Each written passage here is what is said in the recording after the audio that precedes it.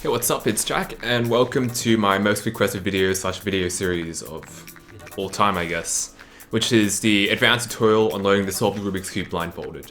So it's for those that want to get below like a minute or even like 30 seconds, and it's like the best method by far for like several years. So yeah, as the name suggests, freestyle is a method that cycles around 3 pieces at a time, instead of 2 like old Pockman and M2. Including the buffer piece, it means that it solves 2 pieces at a time instead of 1 like a lot of beginner methods. So it's a lot quicker pretty much. And I'd say the prerequisites to learning this would be to get below around 2 minutes in blindfold solving, just so you have a good idea of like how the method works. And for anyone that wants to get really serious about blind, essentially, because it's I guess like the big step and the big commitment, I suppose.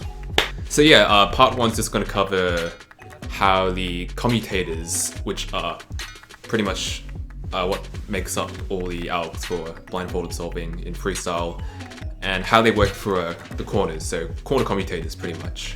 So I just have a simple example here just to help explain the idea of how commutators work. So there are 2 moves you can do. First of all, just picture it as like an imaginary conveyor belt just on the bottom layer, which you can move left to right. And so that's one of the moves you can do. The other one would be to insert the piece up here, or letter up here, down here, just by doing that. So yeah, just those 2 moves. So with a combination of these 2 moves, just try to solve this puzzle, just getting these black letters to where they belong, which is indicated by the green letters.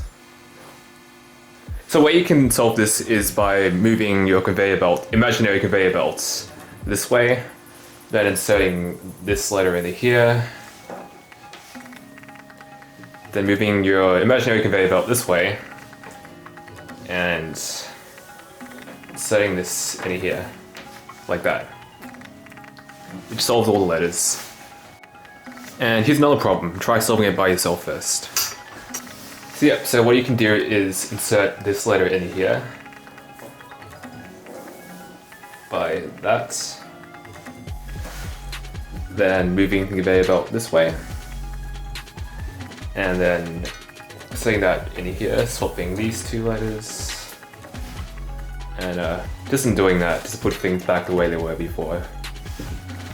And that solves everything. So yeah, moving on to an actual example on the cube. This is the case for PB, with C being our new buffer, which I'll explain more in depth in the future. But in the meantime, to solve this case, which cycles the 3 stickers with each other, I'm going to first find an interchange layer, or any conveyor belters essentially.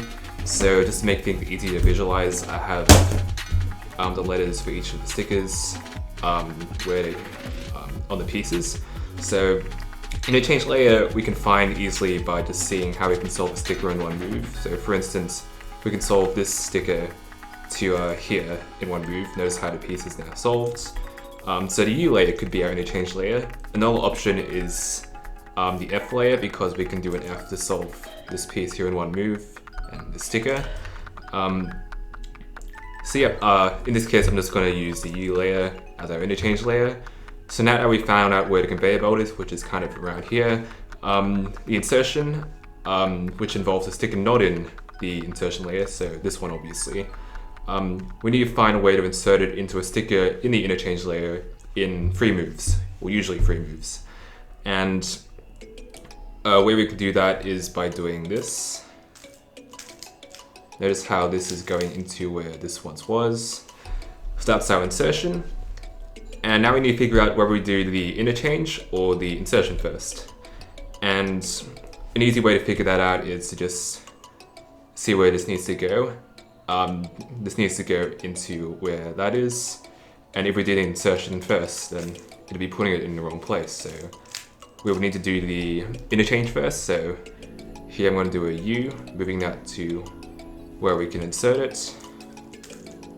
Insert the B into the right place, and all we have to do here is just undo what we did. So undo, interchange, undo, insertion, which solves that case. So yep, example number 2, this is the case for FE. And yeah, first of all, we need to look for an interchange layer. So in this case, one way to go about it is to use the L layer, because we can do L to solve this sticker into its place in one move. So it'd be a really weird looking conveyor belt on the side. Another option, of course, would be to do this, which would solve this sticker into its place in one move. So the F layer and L layers we can both use as our interchange layers. I'll go with L for now, and our insertion. So with this being the interchange layer, we need to insert this sticker into one of these two places in 3 moves, or at least 3 moves. And yeah, where we can do that is by doing this, which puts that sticker into this location. And now we need to think, do we do the interchange first or the insertion first? The sticker needs to go to here, so obviously it's the insertion first. And the interchange, it would be L in this case. So it's the direction in which the conveyor belt moves, essentially. It's not too obvious in the beginning, but once you do the insertion, you just know the interchange has to be in the direction of where you did the insertion. So L, and then you just undo them both. So undo insertion and undo interchange. One thing worth noting is that when you're doing the insertion, notice how I'm only affecting this piece and everything else on the interchange layer, or in this case the L layer, is preserved. Kind of like how you preserve the M slice during M2. Also, when I'm doing the interchange, I'm not affecting the insertion, the sticker that I'm about to insert. Kind of like how you, like when doing OP, like you don't affect the buffer piece, or else you kind of screw things up. So that's why you have to have the sticker that you're inserting into the interchange layer outside of the interchange layer, so like not anywhere here. Okay, so now we have the case for LP. And just pause the video and try to figure this one out on your own. Okay, so let's try to go through this case together. So find the interchange layer. One thing we can do is, well, we can solve the sticker in one move by doing that. So you now know that D can be an interchange layer. In this case, the F layer wouldn't work, because even though we can solve this one piece, that would affect like all 3 pieces, which we can't do. Like the interchange can only affect 2 pieces, or else you can't really insert into it with another piece. So with D being the interchange layer, obviously our insertion, the sticker we're going to insert will be this one. So we just need to insert it into one of these 2 stickers. And yeah, we can do that in 3 moves by doing this, which inserts this sticker into this sticker's location. So another option for this would be to just do that, inserting it into this sticker's location. So that's an alternative. I want to go with the first one though. So now we have to figure out the order, insertion or interchange first. This has to go to here. So if I'm doing this insertion, then we would have to do the interchange first. So I'm just going to bring this along here.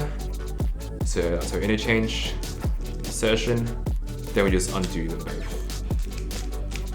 And I will solve all of them. And yeah, here's our last example for the pure commutators. Once again, pause the video and try to figure out how to do this on your own.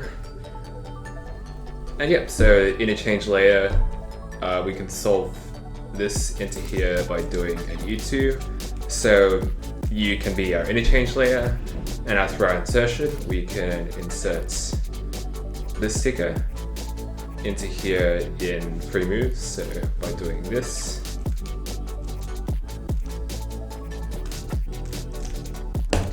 and this needs to go into here. So and that's what the insertion just did. So that can be, this will be an insertion first column. And so yeah, insertion, interchange, and undo insertion, undo interchange. So yeah, that's part 1 of my tutorial. Part 2 will mostly cover setup moves and how to learn freestyle, pretty much. See ya.